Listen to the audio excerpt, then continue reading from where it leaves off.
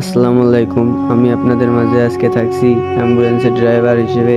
আমার জীবনে ঘটে যাওয়া একটি রাতের অ্যাম্বুলেন্সে লাশ নিয়ে যাওয়ার ঘটনা আপনাদের সাথে শেয়ার করছি। তো গল্পটি শুনতে পাশে থাকুন।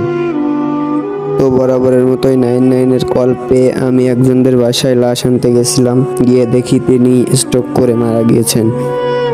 তারপর তো লাশ আনতে যাওয়ার পরে সব দিন আমার অ্যাম্বুলেন্সে লাশ যায়, আগে ধোয়ানো হয়ে যায়, কিন্তু ওই দিন ওই লাশটা ধোয়ানো হয়নি। এই জন্য আমরা বরাবরই লাশ টানি না, কখনো অ্যাম্বুলেন্সে বিনা ধোয়ানো লাশ আমরা টানি না। কেন বিনা ধোয়ানো লাশ টানলে কি কোনো সমস্যা হয় তাহাসিন? আসলে বিনা ধোয়ানো লাশ নিলে একটু রাস্তাঘাটে প্রবলেম হতে পারে, কারণ আমরা কাফন দাফন সেরে তারপরে লাশ উঠাই অ্যাম্বুলেন্সে, এটাই ভালো সবার পক্ষে। ওই বাসায় লাশ ধোয়াতে কি সমস্যা?